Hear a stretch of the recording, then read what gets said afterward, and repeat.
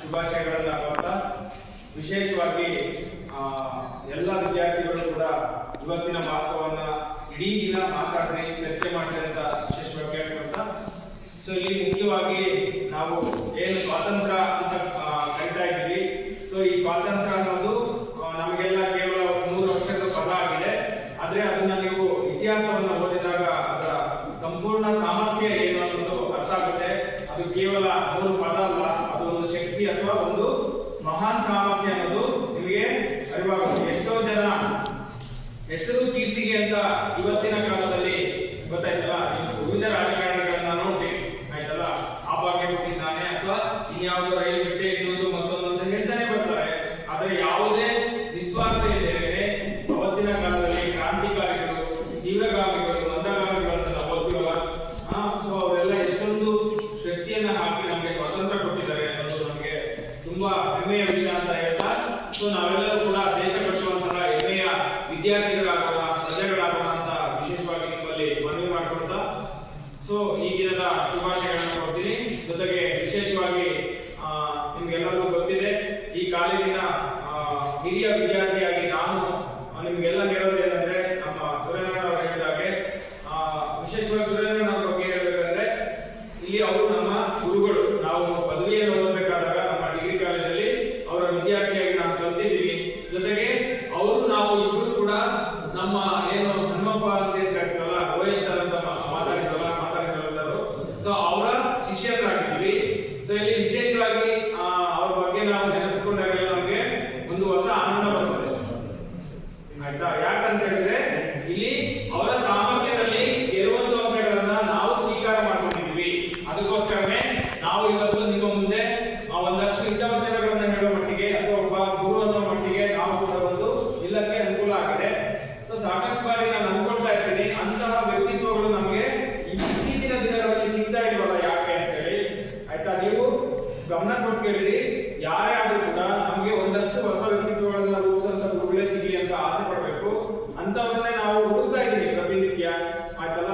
ಯಾಕಂತ ಹೇಳಿದ್ರೆ ರೇವಣ್ ಸಿದ್ದಪ್ಪ ಸರ್ ಇರ್ಬೋದು ಅಥವಾ ನಮ್ಮ ಹನುಮಪ್ಪ ಸರ್ ಇರ್ಬೋದು, ಅವರು ಎಲ್ಲ ಹಳ್ಳಿಯ ವಿದ್ಯಾರ್ಥಿಗಳನ್ನ ಸ್ವಲ್ಪ ಆತ್ಮೀಯವಾಗಿ ಅವರ ಜೀವನ ಶೈಲಿಯಲ್ಲಿ ಹೊಸ ಹೊಸ ಅಂಶಗಳನ್ನು ತುಂಬಿಕೊಳ್ಳೋ ಹಾಗೆ ಮಾಡ್ತಾರೆ. ಹೌದಾ, ರಿಟೈರ್ಮೆಂಟ್ ಆದಾಗ ನಮ್ಮ ಹನುಮಪ್ಪ ಸರ್ ರಿಟೈರ್ಮೆಂಟ್ ಆದಾಗ ಸುರೇಂದ್ರ ಸರ್ ಅವರನ್ನ ಕರೆದಿದ್ರು, ಫೋನ್ ಮಾಡಿ ನೀವೇ ಉಪನ್ಯಾಸಕರಾಗಿ ಮುಂದುವರಿಬೇಕು, ನನ್ನ ಸ್ಥಾನದಲ್ಲಿ ನನ್ನ ವಿದ್ಯಾರ್ಥಿ ಇರಬೇಕು ಅಂತ ಹೇಳಿ ಅವರು ಬಯಸಿದ್ರು.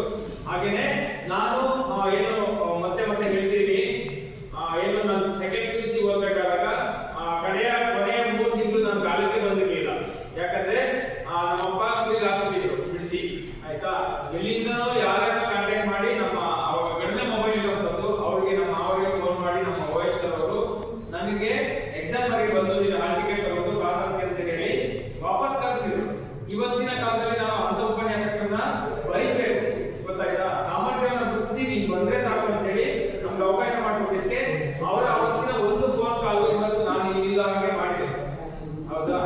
ಸೊ ನೀವು ಆ ರೀತಿಯ ಅಂಶಗಳನ್ನ ಸಿಗುವಂತಹ ಗುರುಗಳನ್ನ ನೀವು ಅನುಸರಿಸಬೇಕು ಅಂತ ಹೇಳಿ ಕೇಳ್ಕೊಳ್ತಾ ಇದ್ದೀನಿ. ಜೊತೆಗೆ ಇನ್ನೂ ವಿಶೇಷವಾಗಿ ಹೇಳೋದು ಅಂತ ಹೇಳಿದ್ರೆ, ನಮ್ಮ ಮುಖ್ಯ ಅತಿಥಿಗಳಾದ ಸುರೇಂದ್ರಣ್ಣ ಅವರು ಸದಾ ಸಮಾಜಮುಖಿ ಕಾರ್ಯಕ್ರಮಗಳನ್ನ ಮಾಡ್ತಾ ಇದ್ದಾರೆ, ನಾವೆಲ್ಲ ಗಮನಿಸ್ತಾ ಇದ್ದೀವಿ. ಹಾಗೇನೆ ನಮ್ಮ ಕಾಲೇಜಿಗೆ ಯಾವುದೇ ಕುಂದುಕೊರತೆ ಆದ್ರೂ ಕೂಡ ನಮ್ಗೆ ಫೋನ್ ಮಾಡಿ ಹೇಳ್ರಿ. ನಮ್ಮ ಕಾಲೇಜಿನ ಮತ್ತೊಬ್ಬ ಹಿರಿಯ ವಿದ್ಯಾರ್ಥಿ ಆಗಿರುವಂತಹ ದೇವರಾಜ್ ಸರ್ ಅವರಿಗೆ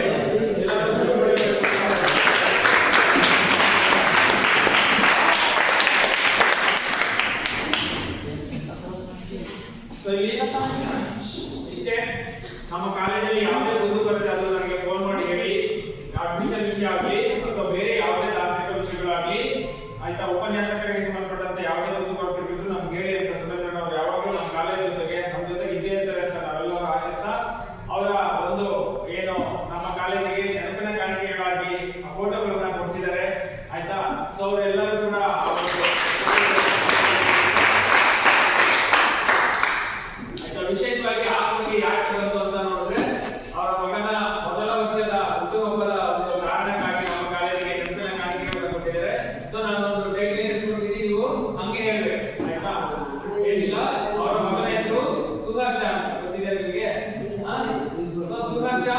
ಅಂತೇಳಿ. ಸೊ ಆಲ್ ದ ಬೆಸ್ಟ್ ಸುವರ್ಣ ಅಂತ ಎಲ್ಲರೂ ಕೂಡ ಒಂದ್ಸತಿ ಕೈ ಚಾಚಿ ಹೇಳ್ಬೇಕು. Ready study go. All the way Suraksha.